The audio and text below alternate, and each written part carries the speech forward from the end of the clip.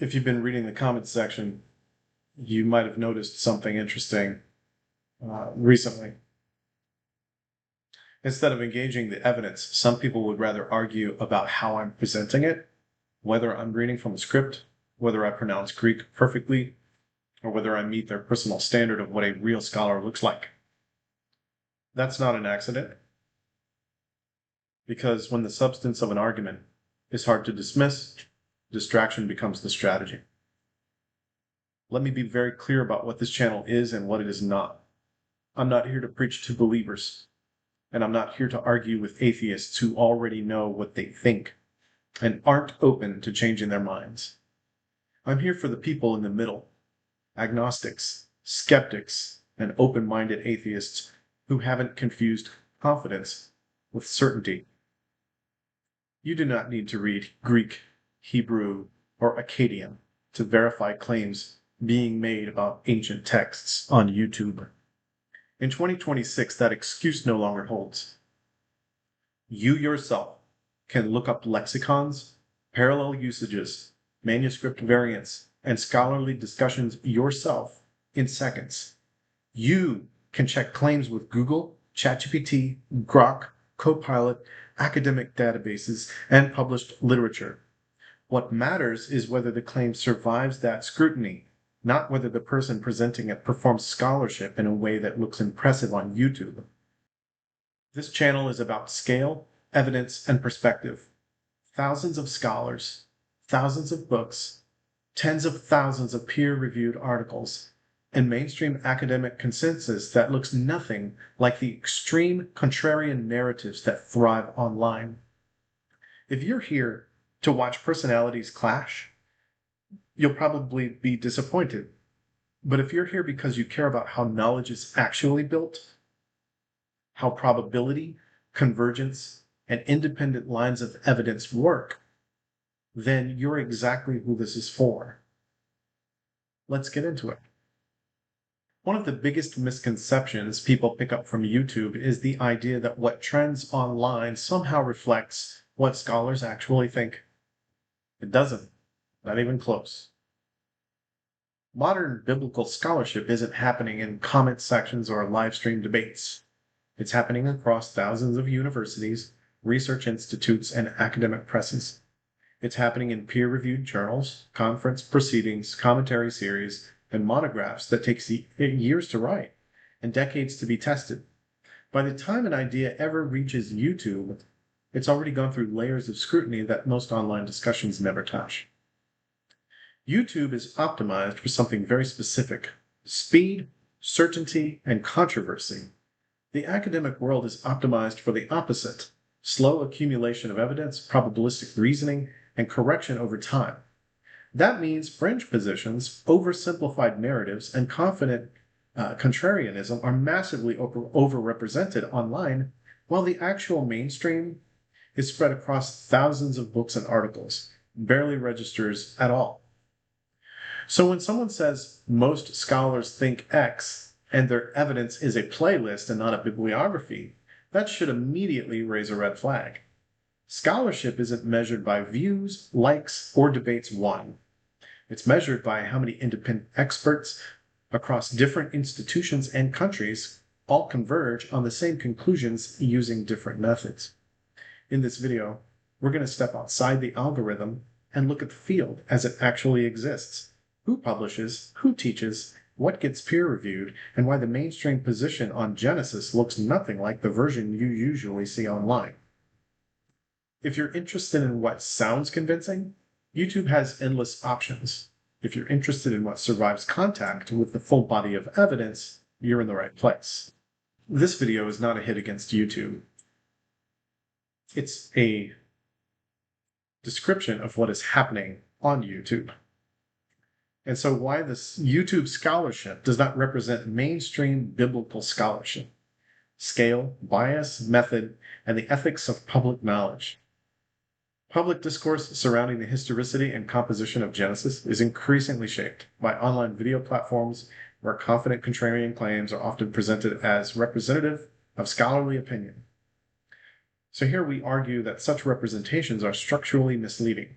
drawing on principles from epistemology, statistics, sociology of knowledge, and the practice of academic biblical studies, it demonstrates that mainstream scholarship is defined not by personalities or platforms, but by large-scale institutional convergence across Jewish, Catholic, Protestant, and secular academic communities.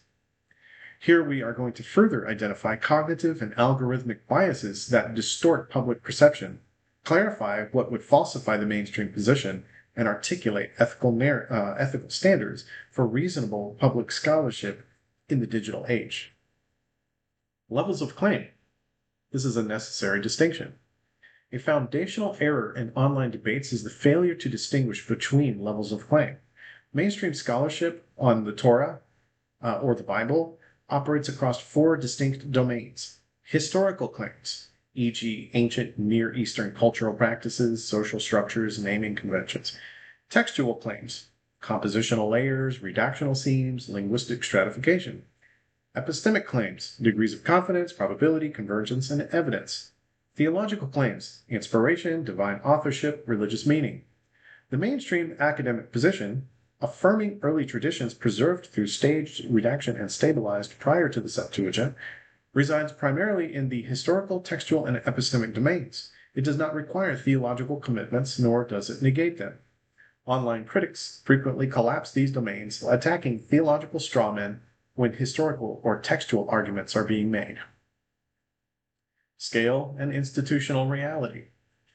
Mainstream scholarship is not defined by unanimity, but by institutional convergence.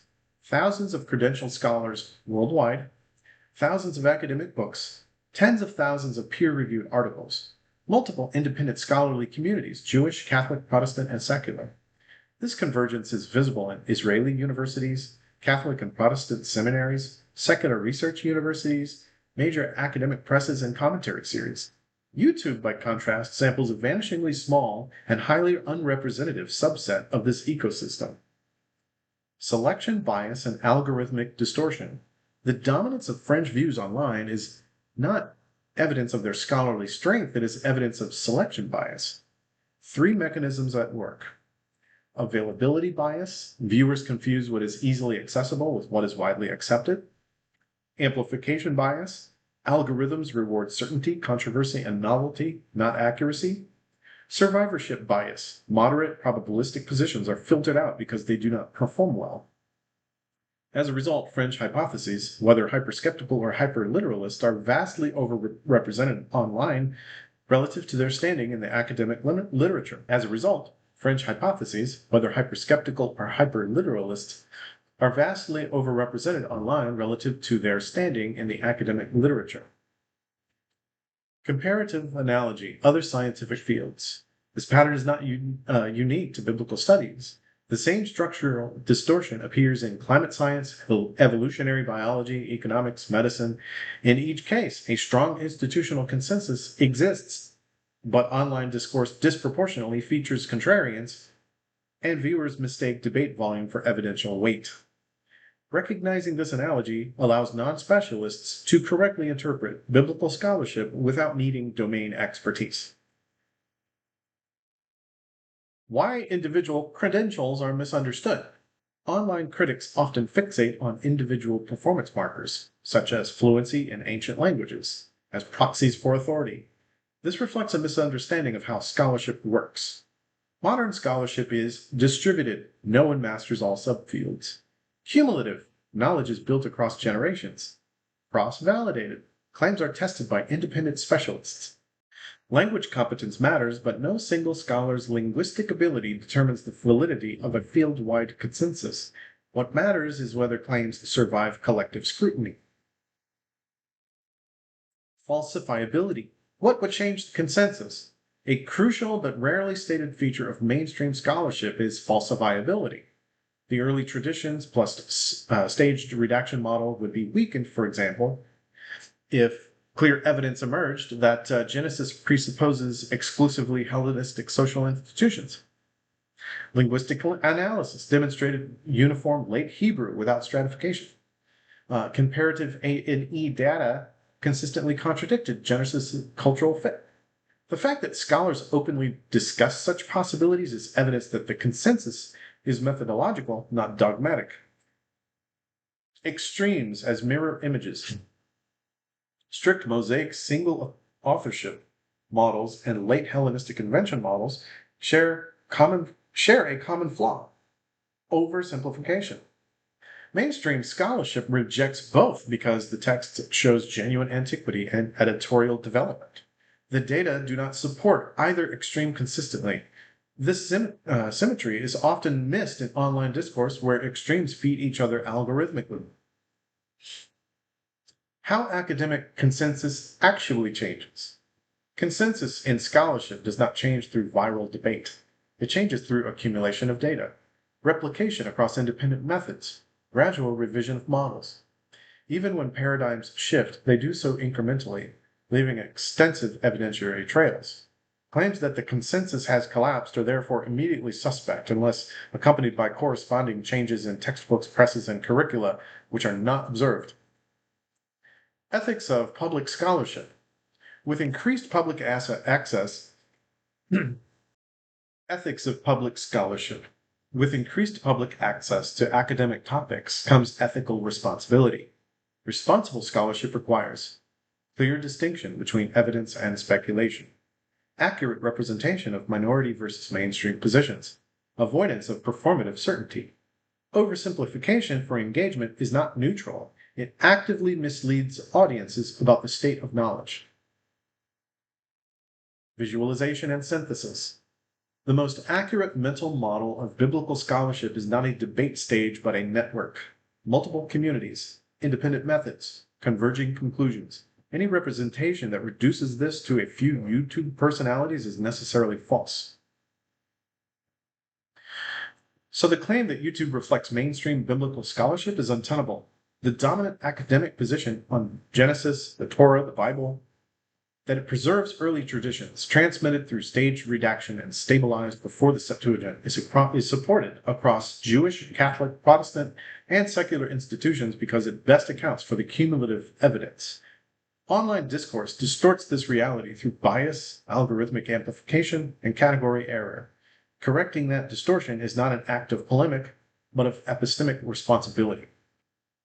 How many books have been written on the historicity of the early Bible? The short answer, there's no precise count, but the number is very large, on the order of thousands of books. So the executive estimate, across the last 250 years of modern biblical scholarship, well over 3,000 to 5,000 books have been written that directly address the historicity of the early Bible, Genesis through early Israel, plus early New Testament foundations, with tens of thousands more articles, monographs, and edited volumes engaging the question indirectly. There is no centralized bibliography that captures them all. So the historicity of the early Bible is not a single category. It spans multiple overlapping disciplines: biblical archaeology, ancient Near Eastern history, textual criticism, source criticism, comparative law and culture, Mari, Nuzi, Hittite, etc., Egyptology and Levantine studies, Assyriology, classical historiography, Second Temple Judaism, early Christianity and Roman history. Books written about these topics often implicitly argue for or against historicity without using the word. What we can count reliably: core academic monographs from the 19th to 21st century, from university presses: Oxford, Cambridge, Brill, Morris-Seebeck, Eerdmans, de Gruyter, etc. 2,000 to 3,000 books explicitly addressing patriarchal narratives, Exodus traditions, conquest and settlement, united monarchy, early Israelite tradition, Torah formation, and early gospel history. This figure is conservative.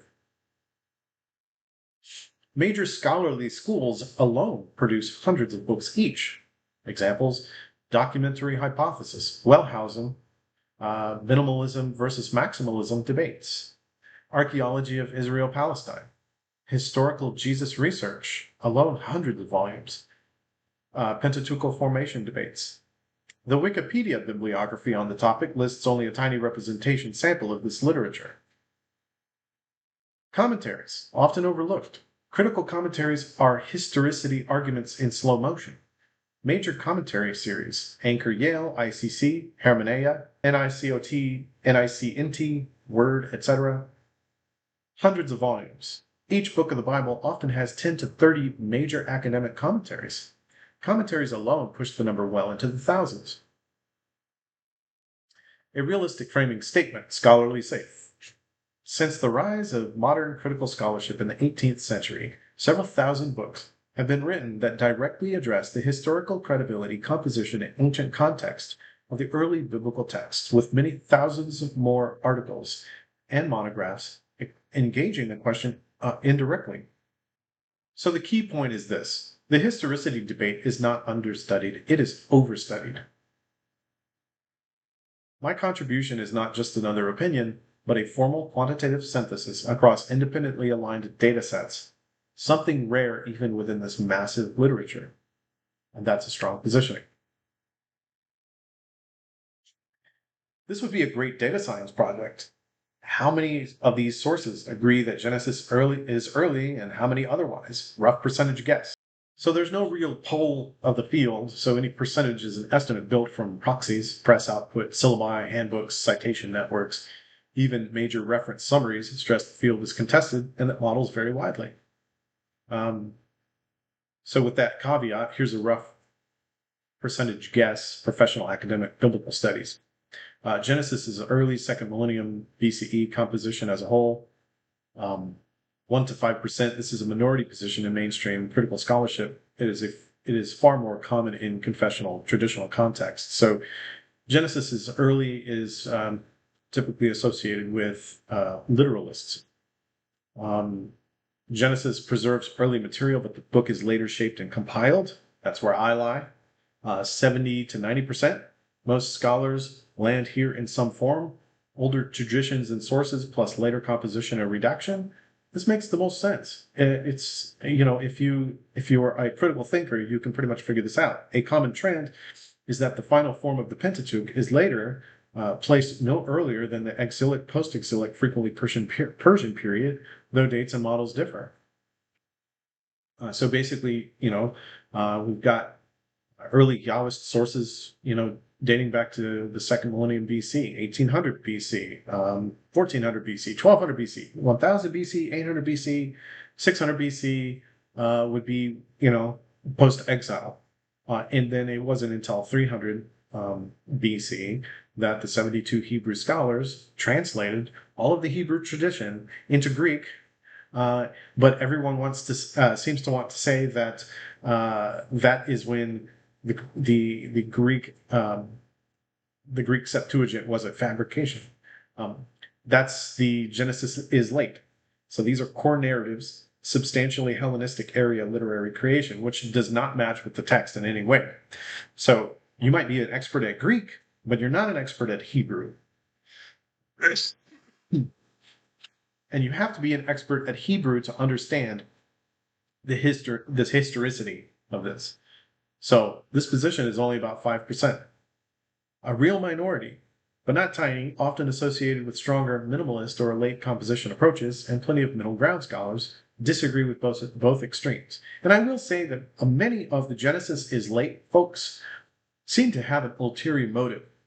They seem to want to erase the history of Israel from the land, which would be, now in your scholarship ethics is your scholarship ethic is not there because you have an ulterior motive.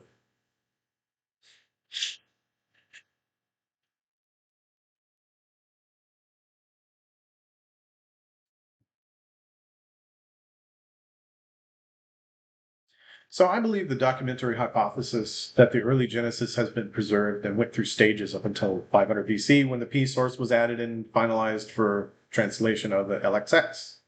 And that position is squarely within the mainstream critical consensus, with only a couple of deep precision tweaks. So I affirm the documentary hypothesis, and I hold that Genesis preserves genuine early traditions, patriarchal era material, second millennium BC, and cultural fit. These traditions were written down and reworked in stages.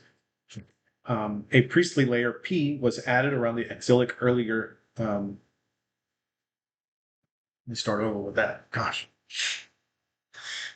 I affirm the documentary hypothesis, and I hold that Genesis preserves genuinely early traditions, patriarchal era material, 2nd millennium BCE, and cultural fit. These traditions were written down and reworked in stages, J, E, and D.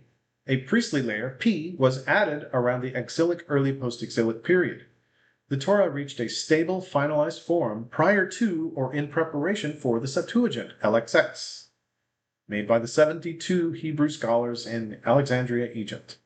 That is not fringe. It is, broadly speaking, the modal position of critical scholarship. So, two small refinements, important for precision, dating the priestly source. Most scholars would phrase this as P is exilic to early post-exilic, 550 to 450 BCE.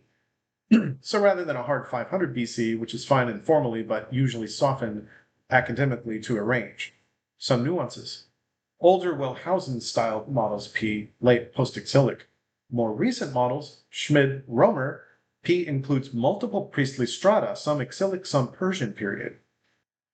So finalized for the LXX, or Septuagint. So finalized for the LXX. So this is the place where we have to be careful with wording.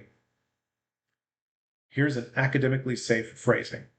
The Pentateuch had reached a largely stable textual form by the time of the Septuagint translation, 3rd century BCE, with minor textual variation persisted. Why this matters. The Septuagint is usually dated as 250 to 200 BC Alexandria. There are differences between the Masoretic text, 700 AD, Septuagint, 300 BC, and the Samaritan Pentateuch. But these differences presuppose an already established Torah, not an open compositional process. So this is finalized in substance, not frozen in every letter. Where does this put us statistically? If we map this onto earlier data science framing, this view falls into the largest category, early traditions, later composition, and redaction. This is 70 to 90% of critical scholarship not represented on YouTube. Crucially, we're not claiming Mosaic-era final authorship. We're not claiming Hellenistic invention. We are affirming deep antiquity plus editorial history. That is exactly where most handbooks, most university courses, and most peer-reviewed syntheses land. Why does the Mari-Nuzzi framework fit perfectly here? My position allows me to say the traditions are early, testable via A&E convergence. The final form is later, explains literary shaping. Statistical alignment across independent corpora increases probability of early origin, Bayesian leverage. Thus my quantitative analysis. I am not fighting the documentary hypothesis. I am quantifying its strongest assumption that early material really is early. And that's the best lay. I work within the documentary hypothesis, arguing that Genesis preserves genuinely early traditions that were transmitted and edited through multiple stages, reaching a largely stable form by the Persian period and prior to the Septuagint. No serious scholar would flag that as naive or confessional. And if you do, you're fringe. One of the YouTube scholars. Ask any real scholar. So despite all the YouTube scholarship, how many scholars, books, articles, etc. are in the mainstream? So this is the key corrective to YouTube scholarship, and it's worth being very explicit. Mainstream critical biblical scholarship consists of thousands of credentialed scholars, tens of thousands of peer-reviewed articles, and several thousand academic monographs. The YouTube space represents well under 1% of that ecosystem and is often dominated by positions that are statistical minorities within the field. So here is a grounded, defensible breakdown. How many mainstream scholars are we talking about? If we define mainstream as PhD level training in relevant fields, publishing with the university or major academic presses, active participation in scholarly societies, conservative estimate in the living and modern era is about 2,000 to 3,000 active scholars worldwide. That includes Hebrew Bible, Old Testament scholars, Jewish Torah scholars, Assyriologists, Egyptologists interacting with biblical history, archaeologists of the Levant, Second Temple early Judaism specialists. Organizations alone give you scale. The Society of Biblical Literature, or SBL, has 8,000 members. Not all work in Genesis, but thousands do work in Pentateuchal history, A&E context, or textual formation. How many books are in the mainstream? Focusing only on academic monographs and commentaries, not popular apologetics, not YouTube, conservative ranges 3,000 to 5,000 academic books directly relevant to Genesis, Pentateuchal formation, patriarchal traditions, A&E comparative law and culture, hundreds more added every decade. This includes single author monographs, edited academic volumes, major commentary series, which alone count for hundreds of volumes.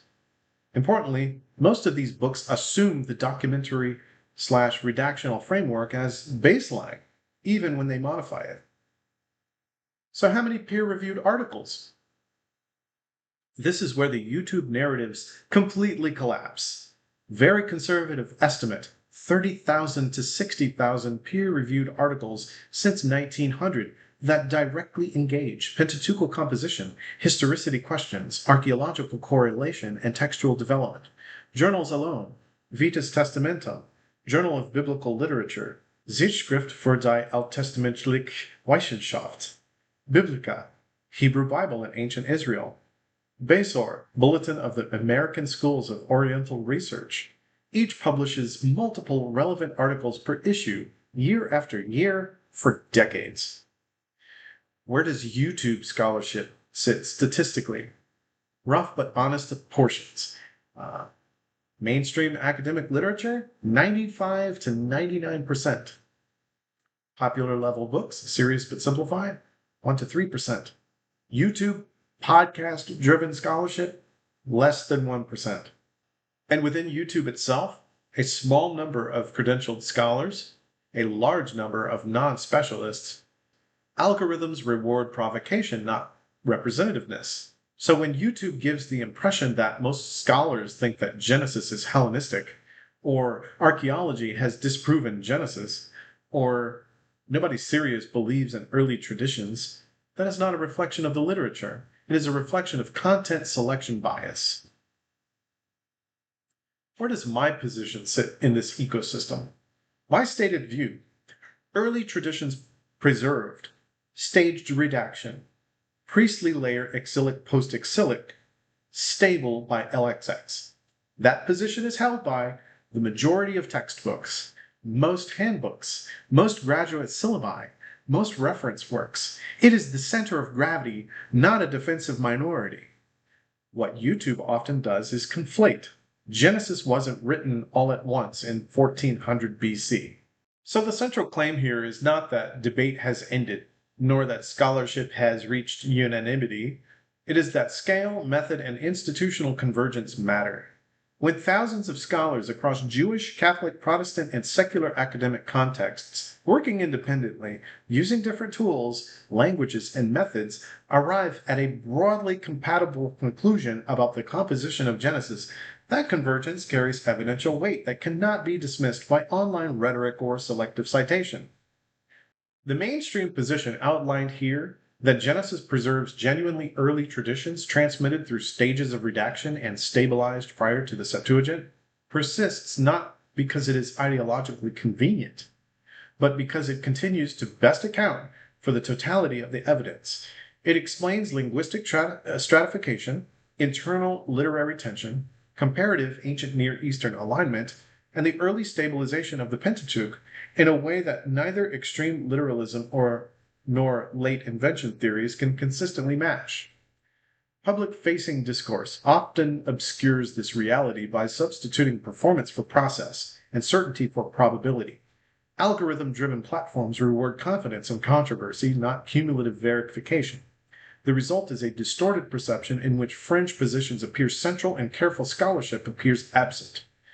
Correcting that distortion does not require defense. Correcting that distortion does not require deference to authority, but an understanding of how knowledge is actually produced, tested, and revised over time. So this video is therefore not an appeal to belief, nor a rebuttal aimed at entrenched skeptics. It is an invitation to those willing to follow the evidence where it leads, to distinguish between visibility and validity, and to evaluate claims not by how forcefully they are asserted, but by how well they survive scrutiny across independent lines of inquiry. In an era where information is abundant but perspective is rare, restoring that distinction is not optional, it is essential.